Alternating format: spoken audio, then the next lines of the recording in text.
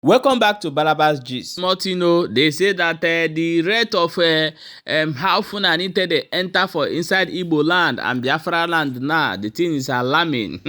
No be Martino, Fulani don't surrender the Igbo lile, the Biafra land everywhere. They say these people don't most they take over our bushes so.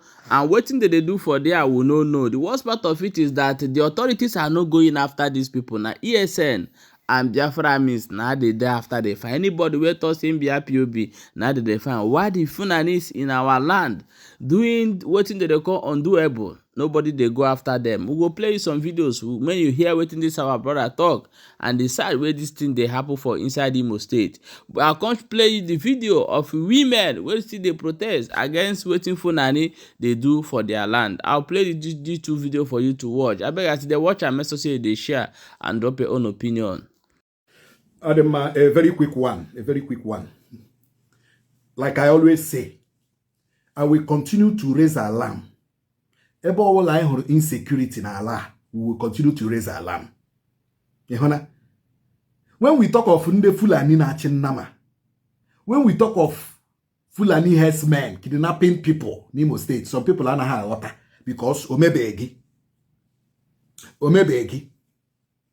Now, Isieke nọ na Azara Obiato Mbaitoli onwe ebe a na-akpọ ori akpụrụ along Onitsha Owerri Road. Isieke is now an abode for Fulani herdsmen. Ọhịa Isieke. Ọ na iwe onye Isieke gee m ntị o. And anụrụ m na unu mere coronation eze unu last year. Is it last year? Eze ndị Isieke Azara Obiato. Manakwa ihe mere now. Because anyị achọpụtala na ọhịa ahụ nọ between Isieke and Ejemekwuru, Fulani herdsmen akampụọla dia. December, they kidnapped 4 people. Madam no, na 33 million. Ya wee gole. No, ya wee gole. 4 people, 33 million. No Isieke. Between Isieke and Ejemekwuru. When we say these things, government, Obasanjo government, that is the truth.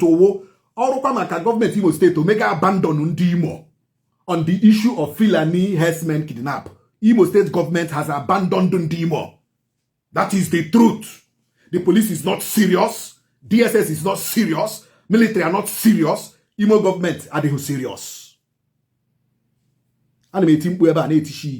Every community when hunters association, every community when forest guard, when the vigilante, the youth to every community should man their forests. Ever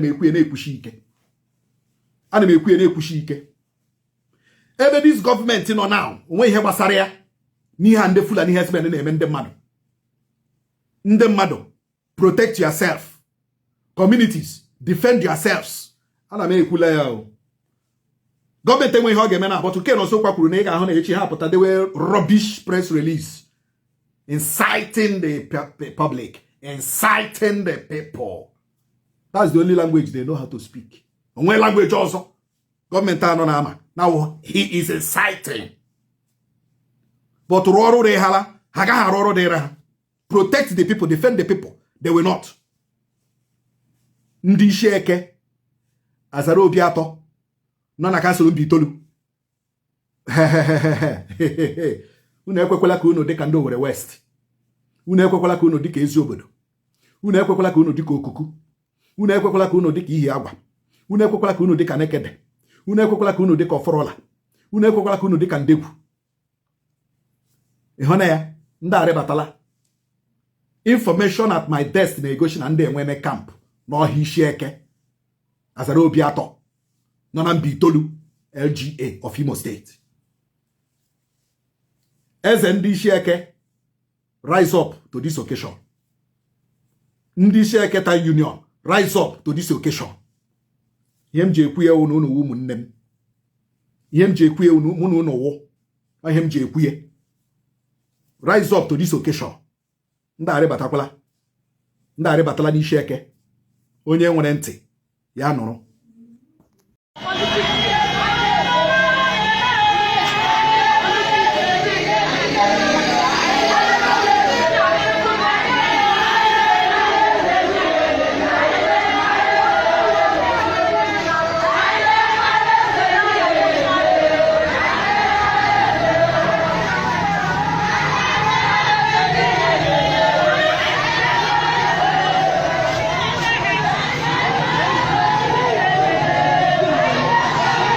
Yeah, this is live happening at Nów Fulani. Yeah.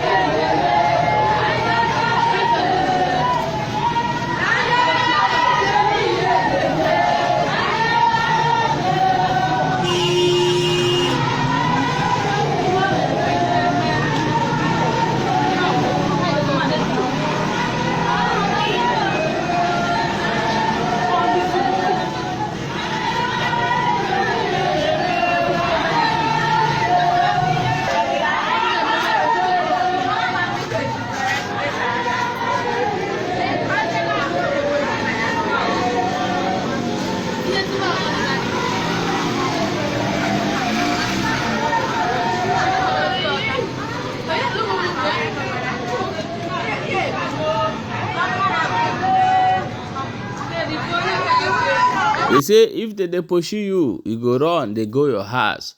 But this time around, a lot of our people don't know where they run go again because they are confused. As it's now right now, if you see wetin these Fulani people, they do people farm. Especially this time when people go put something for ground so that they go harvest am. These people go carry cow, enter there, chop everything. As it dey happen for southeast, na so it dey happen for other states, other communities wey near Igbo. Look at what they are also doing in Benin right now. Last time here they buy people for Benin. In Benue they buy people, but the government are not using the power they are using to fight that POB, Nnamdi Kanu and the ESN. They are not using that same power to fight these Fulanis. They are using this power to stop the people that say we want freedom, but they are not using the same power to stop the people that are buying people inside bush. My people, this thing, we don't know where to go call am, but however, una don see am as e dey be. I say ma quickly bring am for una and share the video and drop your own opinion. Okay, my people, don't forget to see there for Balaba Gist. As you dey watch, make sure say you dey share.